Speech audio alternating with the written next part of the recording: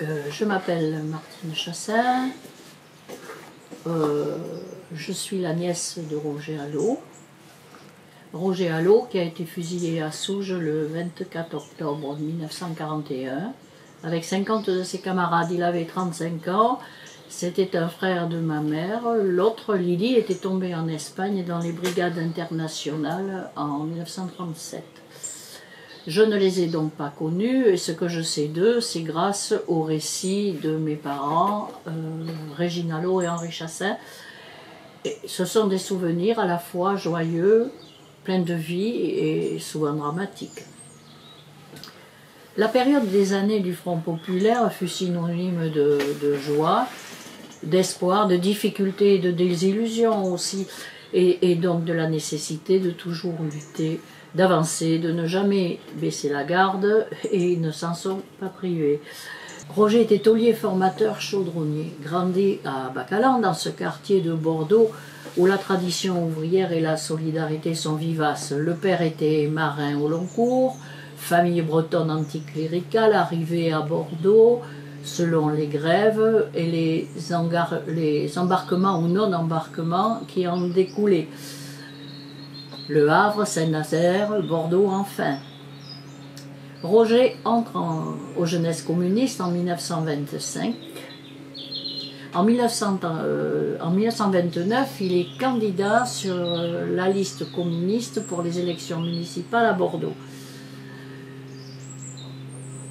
En 1930, à la CGT, il est secrétaire du syndicat unitaire des métaux.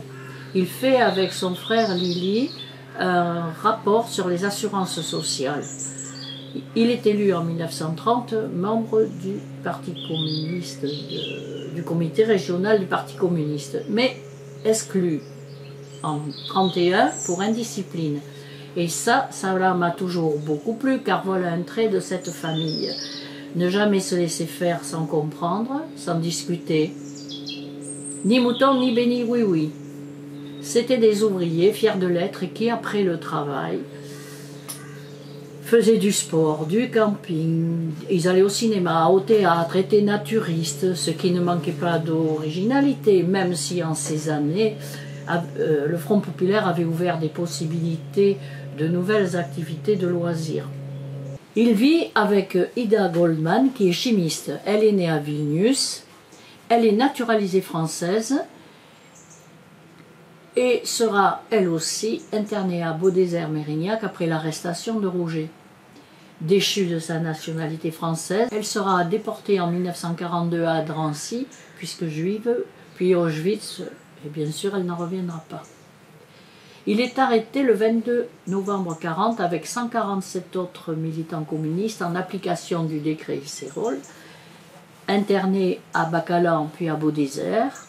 La préfecture, dans une lettre à la Feldkommandantur, dit de lui « militant, actif et dangereux, soupçonné de se livrer à l'intérieur du camp à une propagande sournoise et révolutionnaire ». C'était bien le moins qu'on pouvait espérer de lui.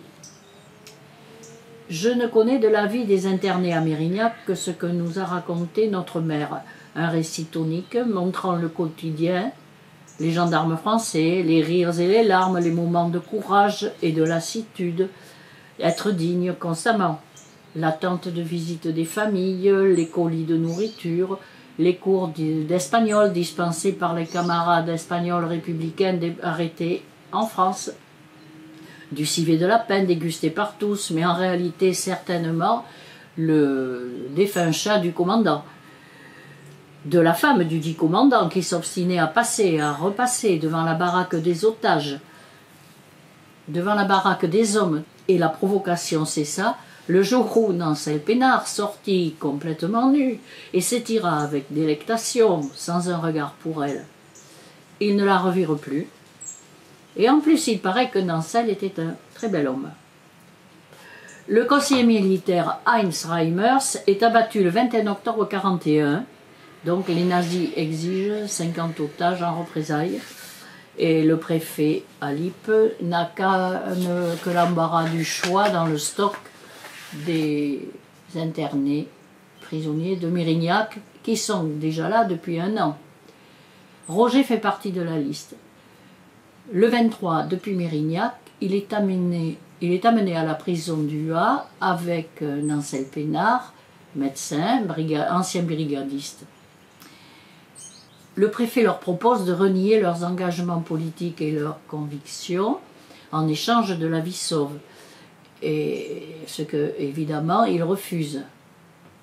Régine, la sœur de Roger, internée elle aussi, est amenée pour le voir au fort du Havre. Maman ne nous a jamais raconté ce moment et je crois qu'on n'a jamais pensé à lui demander quoi que ce soit.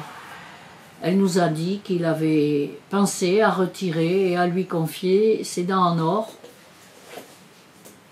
Après leur refus de se renier, ils sont tout simplement ramenés à Mérignac et sont fusillés le lendemain dans la lande de Souges. Contrairement à tout ce que j'ai entendu raconter sur les déportés qui ne disaient rien, des années de guerre, de camps, de résistance, nos parents nous ont raconté cette période de leur vie, en gommant bien sûr, selon nos âges, les détails trop durs. Mais c'est pourquoi ces oncles, que nous n'avons pas connus, ont toujours été présents malgré tout. On parlait d'eux, on évoquait des souvenirs. Ils étaient là, mais ils étaient absents. Et je me souviens de la première fois où j'ai pris conscience de leur mort. Je devais avoir 8 ou 9 ans, c'était au printemps, le temps des mariages, baptêmes et autres communions, et les filles à l'école parlaient des fêtes à venir. Et notamment, je vais au mariage de mon oncle. Et là, j'ai réalisé que je n'avais pas de tonton à marier. Je pense souvent à ma grand-mère à l'eau, la vieille bretonne qui bouffait un curé tous les matins au petit déjeuner. Elle qui a protégé ma sœur aînée tout le temps de la guerre.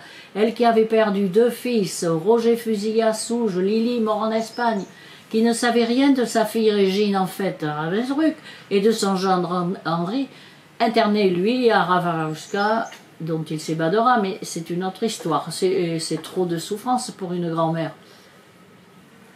Alors on peut dire que dans ces années où le fascisme a montré ce dont il était capable, et si nos anciens disaient le fascisme ne passera pas, eh bien si, il est passé. Et quand je vois aujourd'hui s'agiter leurs descendants ou les inconscients qui les imitent chez nous en France, il me semble que fort de ce que nous savons, c'est à nous de prendre la relève et que Roger et ses camarades ne soient pas morts pour rien.